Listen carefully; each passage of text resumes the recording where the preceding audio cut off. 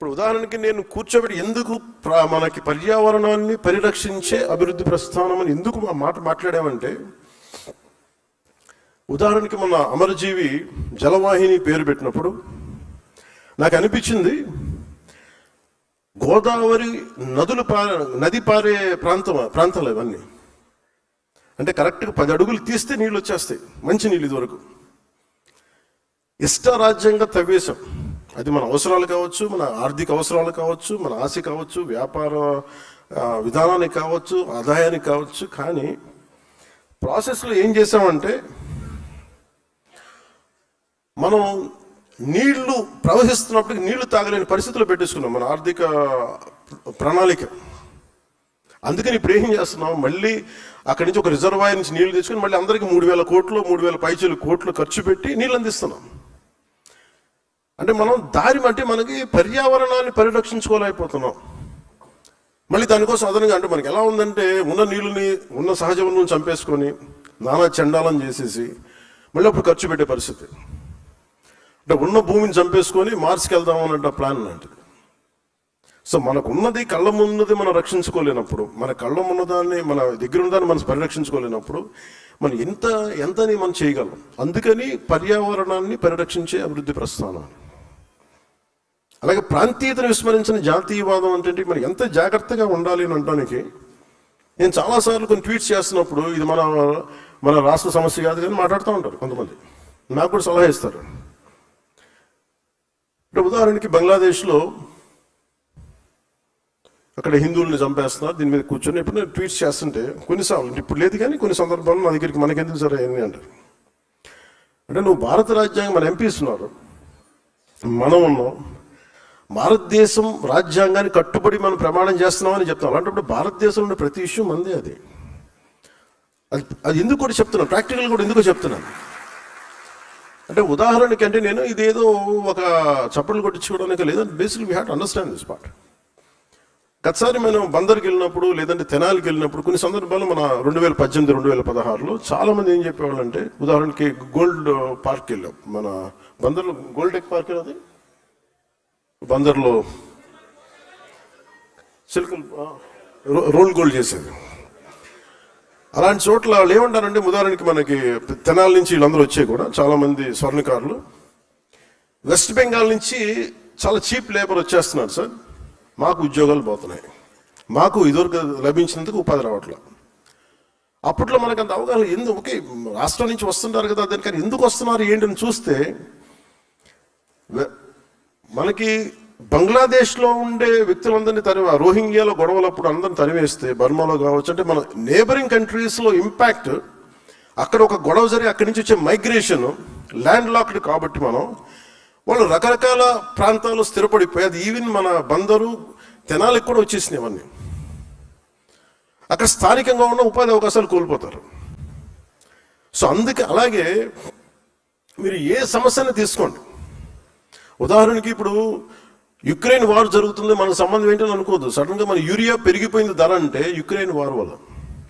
అంటే ఇది ఎందుకు చెప్తానంటే, సామాన్య ప్రజానీకానికి ఇది అవసరం లేదు, కానీ యాజ్ అ పొలిటికల్ లీడర్స్ మీకు అవగాహన ఉన్నదానికి, మీకు ఇది అవగాహన లేకపోతే అంతర్జాతీయ సమస్యల మీద, స్థానిక సమస్యల మీద మీరు బలంగా మాట్లాడాలి. ఎందుకు నేను ఇది మాట్లాడుతున్నాను, మేము ఇందుకోసం మాట్లాడుతున్నాను అని బలంగా చెప్పడానికి మీకు ఆ అవగాహన ఉంటుంది. అందుకు నేను చెప్తాను. అలాగే కల్చర్ మ్యాటర్స్, మన సిద్ధాంతాలు కూడా కల్చర్ గురించి ప్రత్యేకించి ఉంటుంది. భాషా యాసల్ని గౌరవించకపోతే, సంస్కృతిని గౌరవించకపోతే చాలా గొడవలు వచ్చేస్తాయి. ఒక్కొక్క 60-70 కిలోమీటర్లు మన ఉత్తరాంధ్రలో ఒక యాస ఉంటుంది, దాన్ని వెటకారం చేయడానికి కుదరదు. అది ఆ భాషతో యాస తాలూకు అందం అది. సో మిగతా జిల్లా వాళ్ళు అట్లాగే చూసుకుంటే చిన్నప్పుడు నేను వినేవాడిని అన్ని. సో అందుకని ఈ భాషా సంస్కృతుల్ని కాపాడకపోతే, గౌరవించకపోతే చాలా సమస్యలు ఉత్పన్నమవుతాయి. సో ఇట్లాగే అన్ని పెట్టుకునే ఇవన్నీ కలిస్తేనే భారతదేశం అనే దానికి బలంగా ఉండడానికి ఏమి చెయ్యాలి అన్న దాంతో పెట్టిన ఇవన్నీ ఈ సిద్ధాంతాలు. ఇవన్నీ నేను నిలబడ్డాను కాబట్టి ఈ రోజున మీకు ప్రధానమంత్రి గారు కూడా మీకు అంత గౌరవిస్తున్నారంటే, ఒక ప్రాంతీయ పార్టీ, ఒక 2 ఎంపీలు, ఒక 2-3 ఎమ్మెల్సీలు, ఒక 21 మంది ఎమ్మెల్యేలు ఉన్నది ఇంత బలంగా ఎలా ఉంది అని చాలామంది అడుగుతూ ఉంటున్నాను, జాతీయ స్థాయి నాయకులు. ఏ పొలిటికల్ పార్టీకి కూడా జాతీయత ఆలోచన విధానం చాలా తక్కువ ఉంటారు, భయపడతారు మనకి ఎందుకు లేని ఇవన్నీ. ఇది మనందరి రెస్పాన్సిబిలిటీ, మనందరి బాధ్యత. అందుకని మీరు దీన్ని చాలా చాలా బలంగా తీసుకోండి. దీన్ని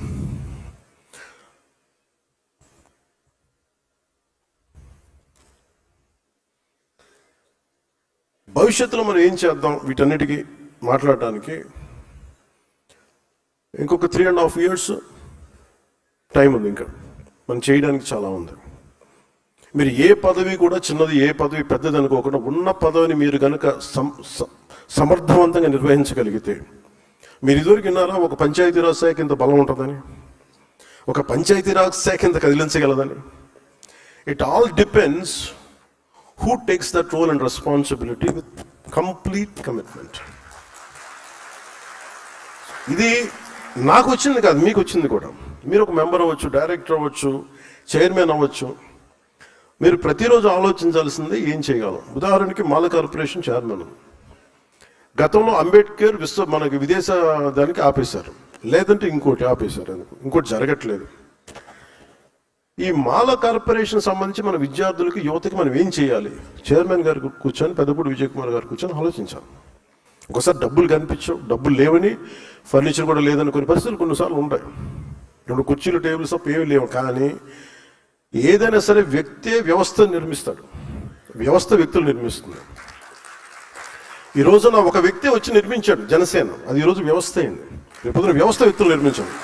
అందువల్ల ఏ పదవి కూడా మీరు తక్కువ అనుకోవద్దు. ఏది తక్కువ, మన ఎవరికి ఎక్కువ కాదు, తక్కువ కాదు. It all depend. మీరు పిండే కొద్ది రొట్టి మీరు ఎంత సమర్థవంతంగా పనిచేస్తారో దాన్ని అంత ఇంపాక్ట్ఫుల్గా నీటి సంఘాలు మీరు పని చేయాలంటే మీరు ఎంత ఉందో మీకు పని చేయడానికి. రైతు కన్నీరు తొడవగలరు మీరు.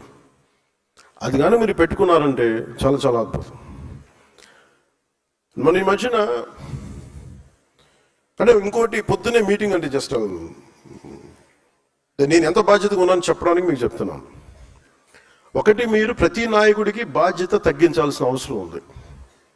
అంటే ప్రతి సమస్య, ఇప్పుడు ఒక ఊళ్ళో రోడ్ లేకపోతే పవన్ కళ్యాణ్ దగ్గరికి వచ్చేస్తే రోడ్డు వచ్చేస్తాను అన్నారంటే ఇట్స్ అ ఫెయిల్యూర్. అది ఒక జిల్లా కలెక్టర్, స్థానిక ఎమ్మెల్యే చేయాల్సిన పని, స్థానిక సర్పంచ్ చేయాల్సిన పని ఒక ఉప ముఖ్యమంత్రి స్థాయి వ్యక్తికి వచ్చి సాల్వ్ అవుతుంది అంటే అది మన ప్రజాస్వామ్యం తాలూకు లక్షణాన్ని బలహీనపడిందని అర్థం. అది అసలు నా దగ్గరికి రాకుండా ఉండాలంటే ఏం చేయాలన్న దానికి నేను ఆలోచిస్తున్నాను, దానికోసం ప్రయత్నం చేస్తున్నాను.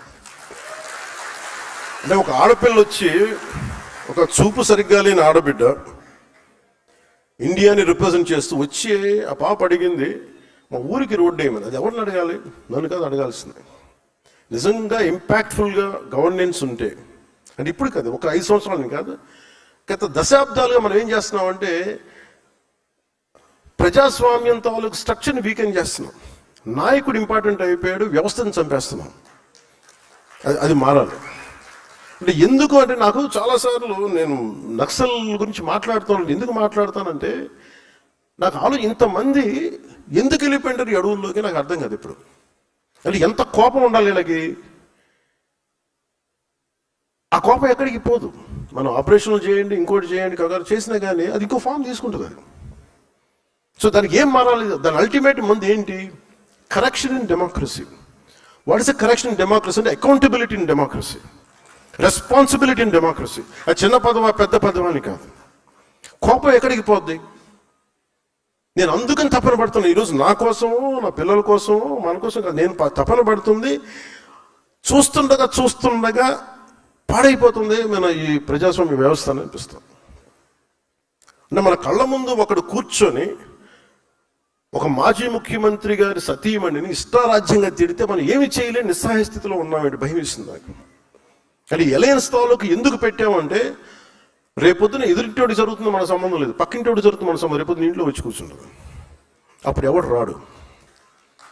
అంటే కొన్నిసార్లు ఎందుకు నేను 10 సంవత్సరాలు 15 సంవత్సరాలు మాట్లాడుతుంటానంటే అదేదో మనం తగ్గాలనో ఇంకొకరు పెంచాలనో అని కాదు. అసలు ముందు ప్రజాస్వామ్య వ్యవస్థని బలోపేతం చేసిన తర్వాత, ఒక లెవెల్ గేమ్ వచ్చిన తర్వాత అప్పుడు వేరే ఆలోచన.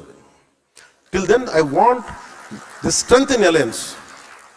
ప్రజాస్వామ్యాన్ని బలహీనపరిచే పరిస్థితుల్లో అందరం మనం కొట్టుకుంటా ఉంటే ఏం జరుగుతుందంటే అరాచకమే రాజ్యం వెళ్తుంది. నాకు చాలా చాలా భయం అది. అంటే ఉదాహరణకి ఈ రోజు మొన్న రౌడీలు వెనకేసుకొచ్చే పరిస్థితికి వచ్చేసింది. నాకు ఎప్పుడు కూడా గత పార్టీని తగ్గించడం కూడా ఇష్టం లేదు. ఉదాహరణ సామినేని ఉదయభాన్ గారు ఉన్నారు, పెండెం దొరబాబు గారు ఉన్నారు, కిలా రోసయ్య గారు ఉన్నారు, అలాగే జయమంగళ నుంచి ఉన్న వెంకటరమణ గారు ఉన్నారు. వీళ్ళెవరూ కూడా గౌరవప్రదంగా ఉండేవాళ్ళు. They are career politicians, there is no doubt about it. కానీ వారికి గీతలు తెలుసు వాళ్ళకి. అలాంటి వ్యక్తులు వాళ్ళ దాటికి ఇమ్మడలేకపోయారు, ఇబ్బంది పడ్డారు. మీ వల్ల ఇలా జరుగుతుందని నేను రాగానే చెప్పాను. మనం గెలిచిన వెంటనే నేను అదే మన మంగళగిరి ఆఫీసులో, జనసేన ఆఫీసులో కూర్చొని రెచ్చిపోండి. ఈరోజు నేను ఎప్పుడు చెప్పలేదు, అట్లా చెప్పలేదు ఎప్పుడు. గెలవగానే అసలు మనం ఏంటో చూపిద్దాం అలాంటి పిచ్చి మాటలు నేను ఎప్పుడు మాట్లాడను. ఎందుకంటే బాధ్యత గల వ్యక్తులు ఎలా మాట్లాడతాం, రెచ్చిపోదాం. మనం వచ్చాం కాబట్టి మన టైం అయింది, ఇంకా చూపిద్దాం ఒక్కొక్కటి తడాక అంటాం పిచ్చిగా. ఆ బాధ్యత ఉంటే మనం ఎందుకు ఈ స్థాయి దాకా ఎందుకు వస్తాయి? మనం ప్రజలు నమ్మారంటే నువ్వు బ్యాలెన్స్కి వెళ్తామని కదా. సో నాకు ఆ బ్యాలెన్స్ని మీరు సమాజంలోకి మీ పదవి ద్వారా తీసుకెళ్ళండి. మీ ఏ స్థానంలో ఉన్నారో please start doing small correction. చిన్న చిన్న కరెక్షన్ ఉండదు, చేయండి. చిన్న చిన్న కరెక్షనే కావచ్చు, అది మీరు బాధ్యతగా చేయాల్సి వస్తుంది. అలాగే నిన్న మాట్లాడితే ఎందుకు అమరజీవి పొట్టి శ్రీరాములు గారి పేరు పెట్టాల్సి వచ్చింది, అమరజీవి జలవాహిని. అంటే మనం చేయాల్సింది జనసేన పార్టీగా ఎవరైతే త్యాగాలు చేశారో వాళ్ళని గుర్తించకపోతే, ఉదాహరణకి కొట్టేసాయను ఎందుకు గుర్తిస్తాం? ఒక దెబ్బలు తిన్నాడు మా పార్టీ కోసం, లేదంటే ఒక స్థానిక సమస్య కోసం దెబ్బలు తిన్నాడు బికాజ్ పార్టీ ప్లాట్ఫామ్ మీద. మనమే ఇలా కూర్చోబెట్టి పార్టీ కోసం పనిచేసిన వాళ్ళని గుర్తించి ఇంత ఆనందం మనకుంటే, ఇన్ని వేల మంది ఇక్కడ కూర్చొని మాట్లాడుతూ ఉంటే మనకి ఇంత ఆనందం ఉంటే, ఇన్ని కోట్ల మందికి దేశం మొత్తం మీద భాషా ప్రయుక్త రాష్ట్రాలు తెచ్చిన మహానుభావుడు, లేదంటే తెలుగువాడి ఉనికి, తెలుగు జాతి, తెలుగు ఆత్మగౌరవం అని ఈరోజు మనం మాట్లాడగలుగుతున్నాం అంటే దానికి మూల పురుషుడు అమరజీవి పొట్టి శ్రీరాములు. అంటే మనం అలాంటి వ్యక్తుల్ని మనం స్మరించుకోకపోతే, అంటే ఉదాహరణకి 5 సంవత్సరాలు పనిచేసిన ముఖ్యమంత్రి పేర్లు కూడా పెట్టేస్తారు. కానీ మనం ఎవరి సాక్రిఫైస్ మీద మనం నిలబడ్డాము, ఎవరి బలిదానం మీద నిలబడ్డాము, ఆ వ్యక్తిని వదిలేస్తున్నాం. భగవంతుడు నాకు ఇచ్చిన, గురువులు ఇచ్చిన నాకు ఆ జ్ఞానం ఏమో తెలియదు, కానీ ఆయన పేరు స్మరించింది. అంటే ఎలా ఉంటుందంటే ఆయన పేరు పెట్టగానే సార్ ఆయన వయస్సులు అంటారా, మన ఆలోచన చూడండి. అంటే ఎంత దౌర్భాగ్య స్థితికి వెళ్ళిపోయి ఉంటే, అంబేద్కర్ గారికి ఒక కులానికి పరిమితం చేసుకుంటే మనం ఏం చేయలేం. అంబేద్కర్ అందరి వాడు, లేదు మావాడు మా దగ్గరే ఉంటాడంటే మనం ఏం చేయలేం దానికి. కానీ ఎవరు వద్దనుకున్నా లేదనుకున్నా అంబేద్కర్ గారి గుండెల్లోనే ఉంటారు మనం. దాన్ని మేము పొలిటికలైజ్ చేయం. ఓనర్షిప్ ఒక్కళ్ళకి అని అంటానికి కుదరదు, నాయకులకి. అని ఈ స్థాయికి ప్రపంచం వెళ్ళిపోతున్న మనం కరెక్ట్ చేసుకోకపోతే మన స్థాయిల్లో చాలా చాలా తప్పులు చేసిన వాళ్ళం అవుతాం ఇవన్నీ. సో అందుకని ఇవన్నీ ఒక్కొక్కరు చేసుకుంటూ వెళ్తాం. నా ఉద్దేశంలో పొట్టి శ్రీరాములు గారికి సరైన గుర్తింపు కానీ నివాళి కానీ ఇవ్వాలి అంటే ఒక పోలవరం లాంటి ప్రాజెక్టుకి ఆ మహానుభావుడి పేరు పెడితే నిజంగా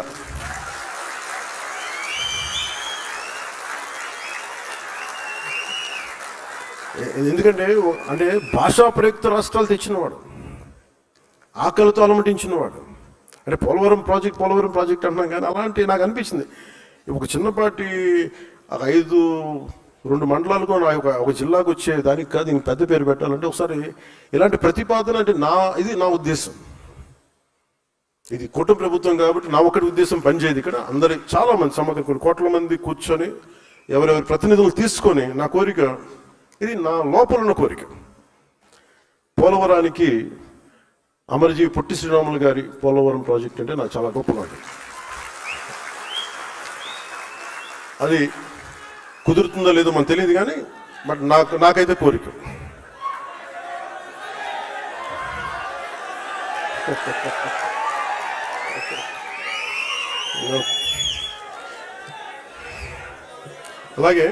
అలాగే ఇంకొక కీలకమైన అంశాలు ఏంటంటే, నేను కొన్ని మాట్లాడుతున్నప్పుడు మీకు కొన్ని ఇబ్బందులు ఉంటాయి. ఏంటంటే మీ వాడు ఎలా మాట్లాడేసారంటారు మేము. అలాగే ఇదిగా నేను అమర్జీ గారి గురించి మాట్లాడలా. అంటే ఉదాహరణకి నేను కులాల గురించి చాలా చాలా విస్తృతంగా మాట్లాడతాను, ఇబ్బంది లేకుండా మాట్లాడతాను. మా సోదరులు నాగబాబు గారిని అడగండి, మా ఇంట్లో ఎప్పుడు కూడా కుల ప్రస్తావన మాకు తెలియదు అసలు ఎప్పుడు. అలాంటి నేను కులాల గురించి మాట్లాడటం అంటే ఎంత నలిగిపోయాడు బిగినింగ్లో. అసలు ఎందుకు వచ్చాను పాలిటిక్స్ అనుకున్నాను. ఇప్పుడు కదా 2007, 2008లో. అంటే మనం మానవత్వం అనుకున్న పెరిగిన వాళ్ళకి, సోషలిజం మైండ్ సెట్తో ఉన్నవాడికి కులం చాలా ఇబ్బందిగా ఉంటుంది. కాకపోతే that is a stock reality of society. ఇది ఒక వాస్తవ దృక్పథం. ఇది అంటే మనకి అసమానతలు ఉన్నాయి. కొన్ని కులాలు అగ్రస్థానంలో ఉంటాయి, కొన్ని కులాలు వెనకబాటు స్థానంలో ఉంటాయి, కొన్ని వృత్తి కులాలు ఉంటాయి, వృత్తి కళలు వాటికి పరిమితం అయిపోయినాయి. అందుకని కులాలని నేను సమగ్రంగా స్టడీ చేశాను. స్టడీ చేసుకున్న తర్వాత అప్పుడు అవగాహన వచ్చి మాట్లాడాను. అందుకు నాకు ఇబ్బంది ఏముండదు. నేను ఒక కులం గురించి మాట్లాడుతున్నానంటే ఇంకో కులాన్ని ఎప్పుడు పెంచడం కాదు, ఇంకో కులాన్ని తక్కువ చేయడం కాదు, ఒక వాస్తవాన్ని మాట్లాడుతున్నాను అంతే. అందుకని నేను ప్రత్యేకించి కులాల గురించి మాట్లాడేటప్పుడు మన ఆ పార్టీని ఎలా చెప్పాలో తెలియట్లేదు నాకు. వాళ్ళ పేరు కూడా చెప్పడం పెద్ద నాకు ఇష్టం లేదు. అంటే అలాగే అలా అంటే ఆకు రౌడీలను మా సపోర్ట్ చేస్తాం, మేము రౌడీజం చేస్తాం అనే వాళ్ళతో వాళ్ళ పార్టీగా నాకు గుర్తించట్లేదు. ఒక రౌడీల సమూహంలాగా అనిపిస్తుంది ఒకసారి. సారీ టు సే, నా ఉద్దేశం అలా అలా చేయకూడదు కదా అంట. తెలిసే వాళ్ళు పొలిటికల్ పార్టీ అయితే మీరు పాలసీ విధానంలో మాట్లాడాలి. మీరు పాలసీ విధానం, మీరు ఈ పాలసీ చేశారు, వచ్చాక మేము రద్దులు చేస్తాం. ఇప్పుడు ఉదాహరణకి మొన్న నాకు నిన్న కూడా వారికి శుభాకాంక్షలు తెలియజేశాను, పుట్టినరోజు శుభాకాంక్షలు. అంటే మనస్ఫూర్తిగా చెప్తాను, నాకు లోపల ఎవరు శత్రువు కాదు. నాకు వారి విధి విధానాలతోనే నేను వ్యతిరేకిస్తాను తప్ప నాకు ఎప్పుడు కూడా శత్రుత్వం లోపల ఉండదు. మీరు కనుక మీ విధి విధానాలతోటి ప్రజలకి ఇబ్బంది కలిగితే నేను గొడవ పెట్టుకోవడానికి నా జీవితకాలం సంసిద్ధం. నేను అసలు నాకు ఆ భయం కూడా లేదు. నాకు ఆ భయం కానీ లేదు. మనం ఏదన్నా జరిగితే బహుశా ఇలా జరిగితే ఆ భయాలు ఉండవు. అలాంటివి కూడా ఇక్కడ దాకా ఎందుకు వస్తాం, ఉండం, పోతాం, కానీ అడుగు ముందుకే వేస్తాం. దేనికి వేస్తాం అడుగు? పిచ్చి ఐడియాలజీతోటో లేదంటే పిచ్చితో కాదు, చాలా బలమైన ఐడియాలజీ ఉంది కాబట్టి బతుకుతాం. కాబట్టి ధైర్యం, that with in the constitutional limits. అంటే రాజ్యాంగ పరిధిలోనే మాట్లాడతాం, పోరాటం చేస్తాం తప్ప ఇంకా అవసరం అనుకుంటే లాస్ట్ ఫేజ్ రోడ్ల మీదకి వచ్చి గొడవ పెట్టుకోవాలి. మన తెలంగాణ బోర్డర్లో మనం గొడవ పెట్టుకున్నట్టుగా అప్పుడు దాకా ఇంకా రావాలంటే దాని లాస్ట్ ఫేజ్ ఇంకా తప్పదు. చాలాసార్లు మనకి రాయబారం నడిపి మంచిగా చెప్పి మంతనాలు జరిపిన తర్వాత ఇంకా కాదుకూడదు అనుకుంటే ఈ చొక్కా మడిచి ముందుకు రావడం పెద్ద ఇబ్బంది కాదు మనకి.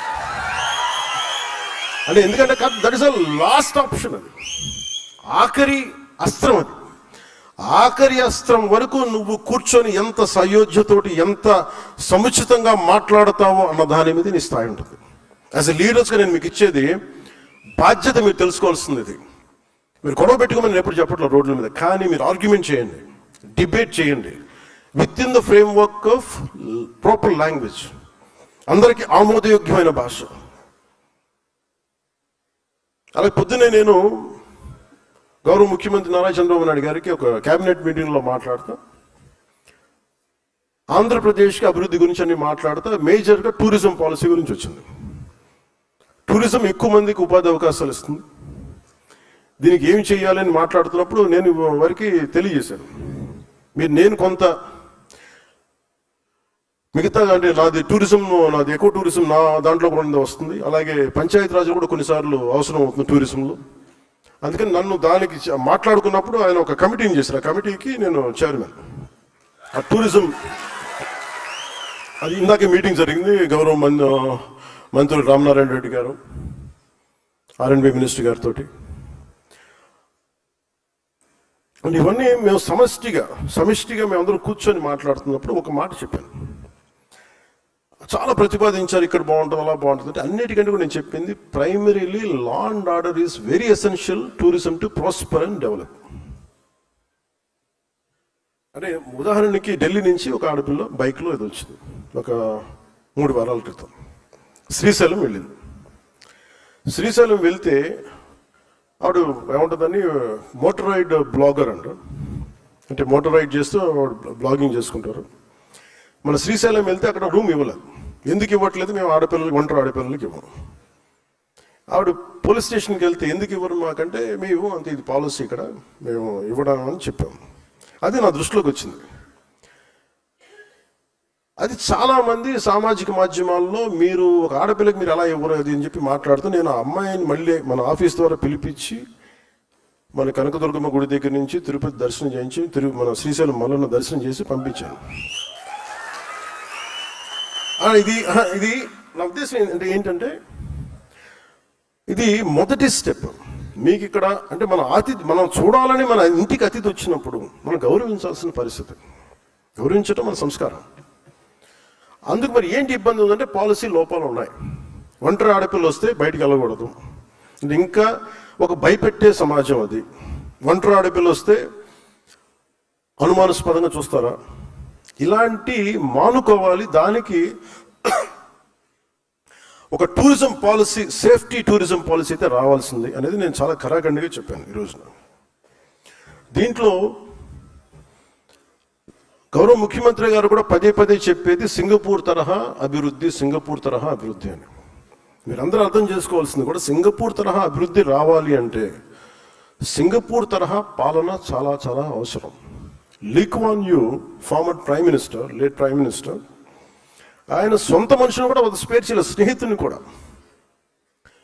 అండ్ కేనింగ్ ఉంది ఈ రోజుకి తప్పు చేస్తే ఒక కేనింగ్ పనిష్మెంట్ ఉంది. ఇంకా బ్రిటిష్ వాడు వదిలేసిన పనిష్మెంట్ పోలేదు, ఇంకా ఉంది. మనల్ని కొట్టమని నేను చెప్పట్లేదు, కానీ లా అండ్ ఆర్డర్ కనుక దెబ్బతింది అంటే మటుకు టూరిజం దెబ్బతినేస్తుంది రాష్ట్రంలో. ఒక మాజీ ముఖ్యమంత్రి ఒకళ్ళు వచ్చి మిమ్మల్ని చంపేస్తాం, లేదంటే మిమ్మల్ని కూర్చోబెట్టి ఒక్కొక్క పోలీస్ అఫీషియల్ని మేము మీకేంటో చూపిస్తాం, లేదంటే కాంట్రాక్టర్స్ని బెదిరిస్తాం అంటే that will send a very wrong signal. అలాంటి వ్యాఖ్యలకి నా సమాధానం ఒకటే, పర్మనెంట్గా ఇలాంటి మాటలు రాకుండా ఉండాలంటే నాకు ఏం చేయాలో చాలా బాగా తెలుసు నాకు. అంటే మీరు ఇంక బెదిరించడాలు మానేసేయాలి. వైసీపీ నాయకులకు మీరు బెదిరించడం మానేసేయండి. ఇంకా మీరు ప్రజాస్వామ్య వ్యవస్థలో, ప్రజాస్వామ్య పార్లమెంటరీ భాషకి మీరు రండి. ఇంకా మీరు బెదిరించడం మానేయాలి. అలాగే ఎవరన్నా అధికారులు కానీ ప్రజల్లో కానీ ఎవరన్నా ఉంటే, ఒకవేళ వాళ్ళు వచ్చేస్తారేమో అప్పుడు ఏంటి, అలాంటి పరిస్థితులు రావు. ఎందుకు రావు కూడా చెప్తాం. దీనికి నేను లాజికల్ రీజనే చెప్తాను. మీరు ఎంత కొట్టుకున్నా కొట్లాడినా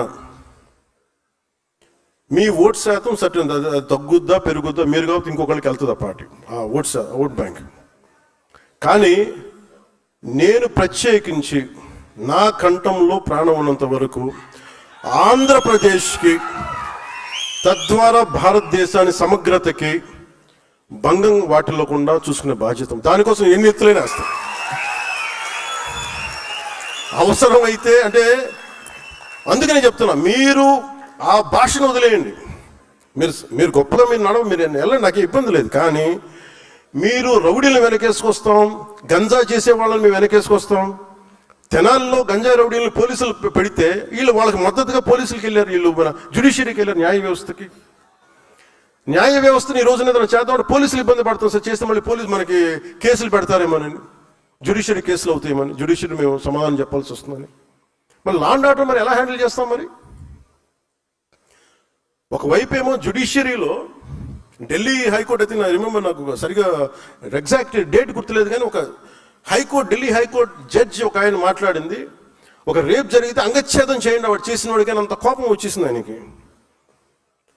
మరి దెబ్బ కూడా కొట్టకూడదు క్రిమినల్ అంటే మరి ఏం చేయాలి? తప్పు చేసిన వాడిని దెబ్బ కూడా కొట్టకూడదు అంటే మనం చేసుకున్న క్రిమినాలిటీ ఎక్కడ ఆగుతుంది? నేరాలు ఎక్కడ ఆగుతాయి? ఒక 10 మంది కూర్చొని, ఒక ఫ్యామిలీ ఒక హోటల్కి వెళ్దామో లేదంటే ఒక బీచ్కి వెళ్దామంటే 10 మంది కూర్చొని రౌడీలు ఏడిపిస్తామంటే వాళ్ళు ఎక్కడికి పారిపోతారు? క్రిమినల్స్ వస్తే, పోలీసులు నిలబడకపోతే. అందుకని మీరు పదవి బాధ్యతలో ముఖ్యంది లా అండ్ ఆర్డర్. చాలా చాలా బలంగా ఉండాలి. మీ స్థాయిలో మీకు కనిపిస్తే స్థానిక పోలీసులకు, పనిచేసే పోలీసులకు మీరు మద్దతుగా నిలబడండి, బలంగా నిలబడాలి. తప్పులు జరుగుతున్నాయి, కరెక్ట్ చేయండి వాటిని. అంటే క్రిమినాలిటీ మీకు కనుక పెరిగిపోయింది అంటే మటుకు ఈ రాష్ట్రాన్ని ఇంకెవడు బాగు చేయలేడు. అందరికీ భయాలు ఉన్నాయి. వాళ్ళు ఐఏఎస్లు కావచ్చు, ఐపీఎస్లు కావచ్చు, వాళ్ళందరికీ వ్యవస్థను అందరం చంపేశారు. పొలిటికల్ లీడర్షిప్ మెల్లిగా వ్యవస్థను చంపేస్తుంది. అంటే ఒక అధికారి వస్తే, ఒక పొలిటికల్ లీడర్షిప్ 10 మంది అనుకుంటే తప్ప ఏమి చేయలేని పరిస్థితికి వచ్చింది. మీరు అలాగే నేను కొన్నిసార్లు ప్రైవేట్ సెటిల్మెంట్స్ మనం చేయకండి. మీరు ఒకవేళ చేయాల్సి వస్తే అది చాలామంది కూర్చోబెట్టి చాలా జాగ్రత్తగా చేయండి. కొన్నిసార్లు ఎవరు లేకుండా మన దగ్గరికి వస్తాను, నేను అర్థం చేసుకోగలను. Private settlements, land disputes. కానీ దాన్ని మీరు అవకాశంగా తీసుకొని, మన పదవులు అవకాశంగా తీసుకొని దయచేసి అవన్నీ చేయకండి. అది ఎందుకు అవుతుందంటే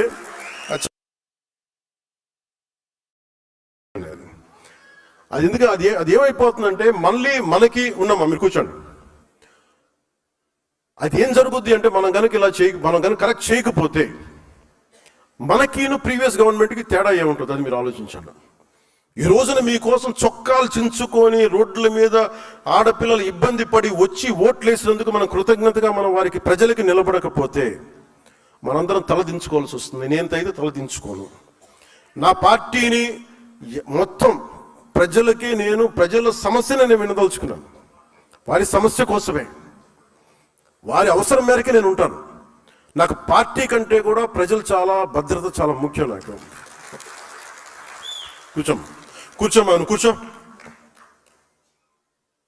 సభా సంస్కారం ఉండాలి కదా మీకు, భద్రత మీకు. సో లా అండ్ ఆర్డర్ మటుకు you have to get in to control. మీ చేతుల్లోకి రావాలి, చెప్పాలి. ఇష్టరాజ్యంగా చేసేస్తున్నారు అందరూ. ఎందుకంటే ప్రజలు ఒకసారి తిరగబడ్డారంటే ఇప్పుడేం చెప్పరు మీకు. ఎలక్షన్ వచ్చారు, ప్రజలు ఎవరు చెప్పరు, మీరు గుర్తుపెట్టుకున్నది. మన నాయకులు కూడా అదే చెప్తున్నారు, మీరు ప్రజలు ఇప్పుడేం చెప్పరు, భయపడతారు. కానీ ఎన్నికలు వచ్చినప్పుడు మటుకు వాళ్ళ కోపం అప్పుడే చూపిస్తారు, గత ప్రభుత్వాన్ని చూపించినట్టుగా. అది మర్చిపోకండి, అది ఎప్పుడు మర్చిపోకండి. సమస్య కోపం వచ్చిన రోజున వాళ్ళు ఏం చేస్తాం, మనం అప్పుడు కష్టాలు వస్తాయి. నాకు ఎందుకు భయం లేదని, నాకు ఓడిపోయినా గెలిచినా నేను ఎప్పుడు మారలా. నేను ఎప్పుడు ప్రజల కోసం పనిచేశాను, ప్రజల కోసమే పనిచేస్తాను. అందుకని మీరు దయచేసి 2 చేతులు జోడించి చెప్తున్నాను, దయచేసి ప్రజల్ని ఇబ్బంది పాలు చేసే ఈ పవర్ని దయచేసి మిస్యూజ్ చేయకండి. నేను మిస్యూజ్ చేయను. మీరు మిస్యూజ్ చేస్తానంటే చూస్తూ కూడా కూర్చోండి.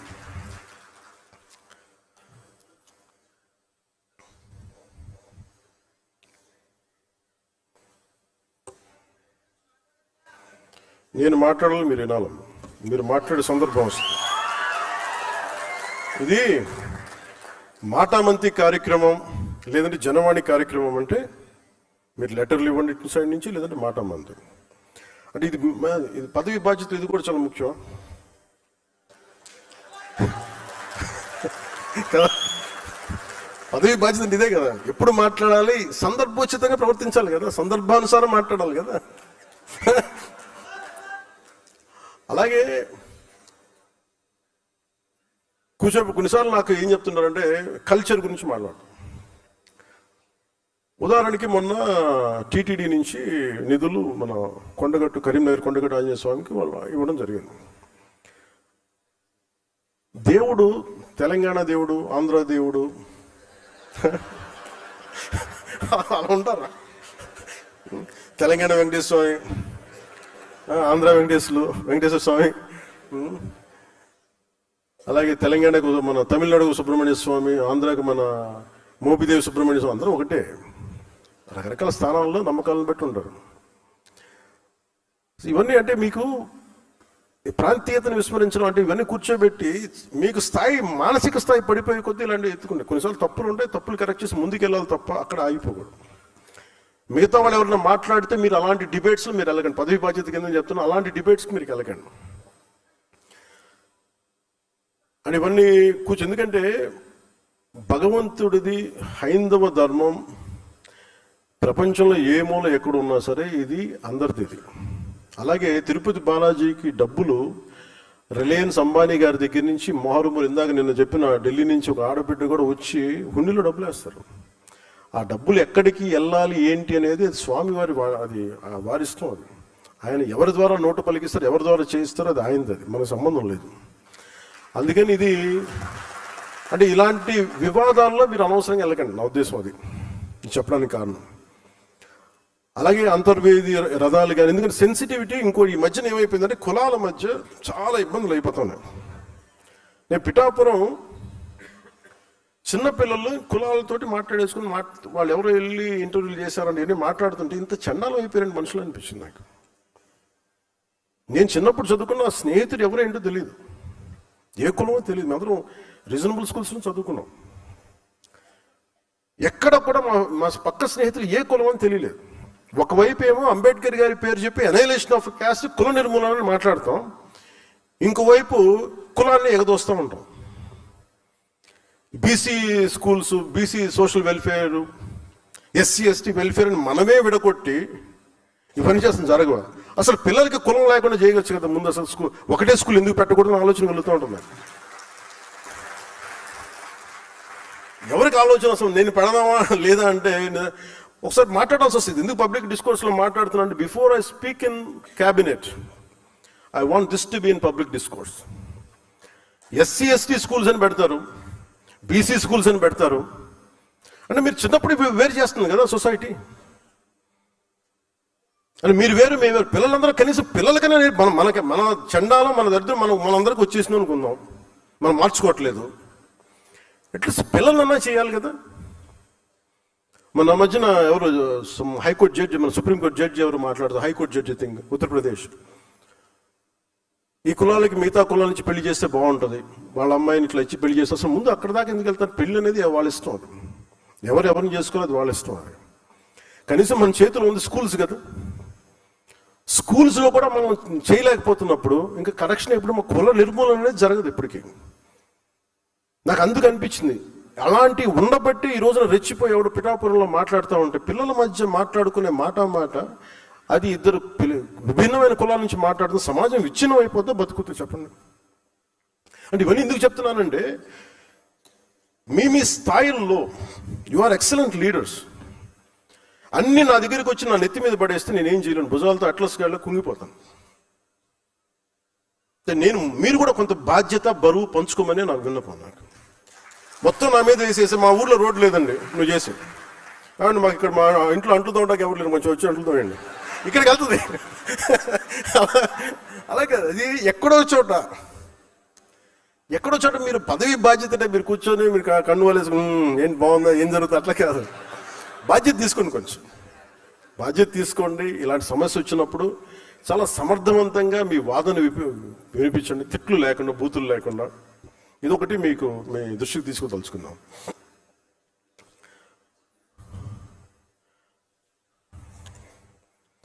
ఇది మనకి rarest of the rare opportunity. 3.5 years ఇంకా సమయం ఉంది. పిఠాపురంలో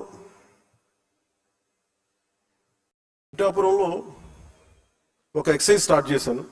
ఒక 10 పార్టీ పెట్టిన ఆల్మోస్ట్ ఒక 10 years పైన తర్వాత స్టార్ట్ చేశాను.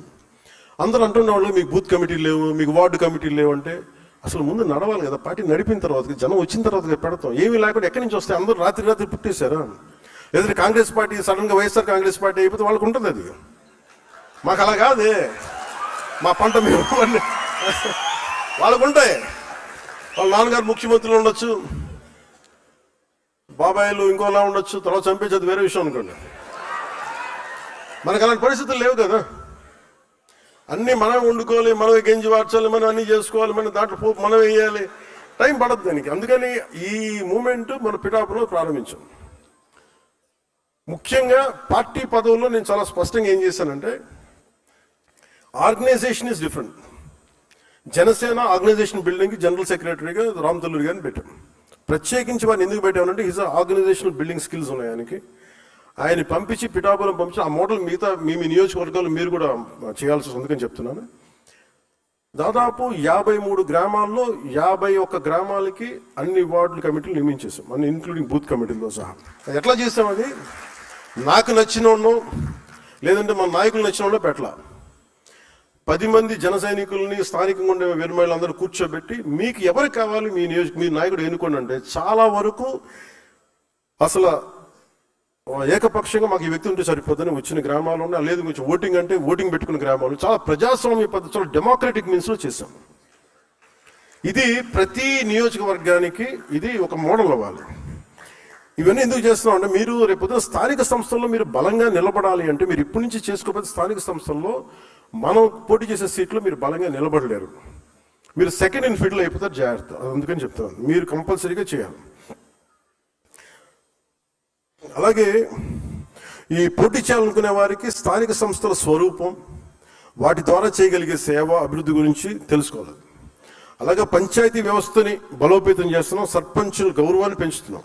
నేను రాగానే చేసింది వీళ్ళు వైసీపీ సర్పంచ్లు 70% వైసీపీ సర్పంచ్, 80%. మరి ఫస్ట్ 10,000 మొత్తం డబ్బులు విడుదల చేసాం. 15th ఫైనాన్స్ కమిషన్ నిధులు కూడా వెళ్ళినాయి అంటే వాళ్ళు మన వాళ్ళని కాదు, వ్యవస్థను బతికించడానికి వాళ్ళ వైసీపీ సర్పంచ్లలో వాళ్ళ ఖాతాలో డబ్బులు పడ్డాయి. ఇంకా వ్యవస్థను బతికించేవాడు మనని చూడకూడదు, అది నిష్పక్షపాతంగా ఉండాలి. సో అందుకని దీన్ని దృష్టిలో పెట్టుకుని మీరు కూడా చాలా బలంగా ఈ అవగాహన పెంచుకోవాల్సిందిగా కోరుకున్నాం. అలాగే మెంబర్షిప్ డ్రైవ్ చేస్తున్నాం. నేను మన చాలాసార్లు అయిపోతుంది మెంబర్షిప్ డ్రైవ్, మనకి జనసేన పార్టీ మెంబర్షిప్ డ్రైవ్ అంటే ప్రతి ఒక్కరు కూడా మీలో కూడా నాకు తెలిసి 95% మెంబర్షిప్ ఉండుంటారు, ఒక 5% మిస్ అయ్యారు నాకు ఎందుకు అనిపిస్తుంది. ఒక తప్పది కరెక్ట్ చేయండి. అంటే కొన్నిసార్లు మెంబర్షిప్ ల్యాబ్స్ ఉందేమో చూసుకోండి. మెంబర్షిప్ లేకుండా జనసేన పార్టీకి పదవి పొందడం తప్పదు. సో దయచేసి ఎవరైనా ఉంటే, ఒకళ్ళిద్దరు ఉంటే దయచేసి దాన్ని కరెక్ట్ చేసుకున్నాను. ఎందుకు నేను ఈ విషయం చెప్తున్నానంటే ఈ పిఠాపురం ఎన్నికలు మనకి వార్డు కమిటీలు ఎన్నికలు జరుగుతున్నప్పుడు చాలా మంది వచ్చి మేము కూడా జనసేన అంటే కండువా వేసుకుంటే జనసేన మెంబర్ అవి తీరాలి. కండువా వేసుకున్నంత మాత్రం జనసేన మెంబర్ అవ్వాలి, క్రియాశీలకంగా పనిచేయాలి. అది కూడా ఏంటంటే కొన్ని సంవత్సరాలు పనిచేసిన తర్వాత నీకు ఏదో పోటీ చేస్తే అది పెట్టాను, దానికి ఒక రూల్ పెట్టాను దానికి. లేకపోతే ఏమైపోతుందంటే అంటే నా భయం ఏంటంటే జనసేన బలమే జన సైనికులు, వీరమహిళలు. ఈరోజు ఇంతమంది ఆడబిడ్డలు కూర్చొని పోరాటం చేశారంటే వాళ్ళకి ఏ పదం ఉందని, వాళ్ళకి దెబ్బలు తిన్నారు. ఇందాక చెప్పిన బ్రాహ్మణ కార్పొరేషన్ చైర్మన్ కానీ పోటీ కూర్చోబెట్టినారు, మన పెద్దపూడి విజయ్ కుమార్ కానీ, వీళ్ళెవరికి పదవులు లేవు కానీ బలంగా నిలబడ్డారు. అందుకని మీరు కూడా దాన్ని దృష్టిలో పెట్టుకొని మీరు మెంబర్షిప్ అనేది చాలా కీలకం జనసేనకి. అందుకని ఆ మెంబర్షిప్ డ్రైవ్ని కూడా ముందస్తుగా పిఠాపురంలో ప్రారంభిస్తున్నాను. దాని తర్వాత మార్చి లోపు ఫిబ్రవరి అంతా మిగతా మెంబర్షిప్ స్టేట్ అంతా అయిపోవాలి. దాన్ని కూడా మీరు సహకరించమని మనస్ఫూర్తిగా కోరుకుంటా ఉన్నాను. అలాగే ఈ మార్చి 14 అసలు వద్దనుకున్నాను, మార్చి 14 ఫౌండేషన్ డే. కానీ థీమ్ ఏం పెట్టాలి అనుకున్నప్పుడు జెన్ జీ యువతకి, కొత్త తరం యువతకి, ఆడబిడ్డలకి ఉద్దేశించి ఈ జనసేన మార్చి 14 ఆవిర్భావ దినోత్సవం ఉంటుంది. దానికి కూడా మీ సహాయ సహకారాలు కావాలి. దానికి మనస్ఫూర్తిగా మీ అందరూ ఈ మీరు భాగస్వామ్యం తీసుకోవాలి. ఈ మన అలయన్స్ గురించి మట్టుకు మీకు ఇబ్బందులు ఉంటాయి, మీకు కొన్ని గొడవలు తప్పవు. అది మీరు మెంటల్గా ప్రిపేర్ అవ్వండి. సీట్లు వాటాల్లో కావచ్చు, ఇంకోటి కావచ్చు, మీకు గొడవలు అనేది తప్పదు, మీకు ఇబ్బందులు తప్పవు. కానీ మీ లీడర్షిప్లో మీరు ఎలా ఓవర్కమ్ చేసి మీరు ఎదుగుతారనేది మీ లీడర్షిప్. మీ leadership is not about heated arguments. Leadership is all about how well you communicate your point of view. అంటే మీ స్టాండ్ మీరు ఎంత బలంగా చెప్పగలరు, ఎంత హేతువుతో చెప్పగలరు. పంచాయతీ పెట్టాలంటే మీరు సర్దాలి అంటే లీడర్షిప్ అనేది గొడవ పెట్టుకొని కన్నలు పెంచుకునేవాడు లీడర్ అవ్వలేడు, ఒప్పించేవాడే నాయకుడు అవుతాడు. ఇంతమంది చాలా ప్రతికూల పరిస్థితుల్లో కూడా అందరినీ ఏకతాటిపైన తీసుకొచ్చేవాడే నాయకుడు అవుతాడు తప్ప గొడవలు పెట్టి వేరు చేసేవాడు నాయకుడు అవ్వలేవాడు. ఏదో ఒక రోజు జనం వదిలేస్తారు, గుర్తుపెట్టుకోండి. అందుకని నేను మిమ్మల్ని అందరినీ ఎలాంటి నాయకులు అవ్వాలని కోరుకున్నానంటే గొడవలు వచ్చినా కానీ ఎలా మీరు కూర్చొని పరిష్కరించగలరు. అందుకని మనస్ఫూర్తిగా మీరు దీన్ని దృష్టిలో పెట్టుకొని ఈ పదవి బాధ్యత అనేది మనకి అలంకారం కాదు, బాధ్యత. నేను అంత బాధ్యతగా నేనున్నాను, నేను వదలట్లేదు దీన్ని. ఈ 3.5 సంవత్సరాల్లో మీరు కనుక అద్భుతంగా చేయగలిగితే, మీ చేతిలో ఒక పిడికిడి సాయం చేయండి, ఒక మనిషికి సాయం చేయండి చాలు. నేను అదే అనుకుంటాను, ఒకసారి నా దగ్గర బడ్జెట్ లేదు, ఇంకో లేదు అనుకుంటే 1 కిలోమీటర్ రోడ్డు వేయగలను అనుకుంటాను. అది చాలు, నేను చేయగలుగుతాను. ఒక ఊరి కనీసం అంటే ఏమి చేయలేని కాడి ఎంతో కొంత చేయండి, అది నా ఉద్దేశం. డబ్బులు ఎందుకు? నేను పొద్దున మన దుర్గేష్ గారు మాట్లాడుతూ డబ్బులు ఇవి ఉన్నాయి కొంచెం టూరిజం ప్రాజెక్టు అంటే, మీరు ఐడియా పెట్టండి సార్, మన దగ్గర ఏమీ లేని కాడికి ఇంత దూరం వచ్చాం, ఒక రాష్ట్రానికి రాదా, ఇన్ని కోట్ల మంది తలుచుకొని సామూహిక శక్తి కనుకుంటే డబ్బులకి కొద ఉంటుందా అంటున్నాడు. మనం అనుకోవాలి, మన నిబద్ధతగా ఉంటాం, నిలకడగా ఉంటాం అనుకుంటే పెట్టుబడి పెట్టే వ్యక్తులు వస్తారు. మనమే ఎదుక్కరుకోవాలి. ఆంధ్రప్రదేశ్ ఒక ప్రామాణికం చూపించాలి మనం. అందుకని దాన్ని మీరు దృష్టిలో పెట్టుకుని మనందరం సమిష్టిగా పనిచేయాలని మనస్ఫూర్తిగా నేను కోరుకుంటూ, మీ అందరికీ ఒక్క ప్రమాణం చేసి దీన్ని ముగిద్దాం ఈ సభని. ఇక్కడ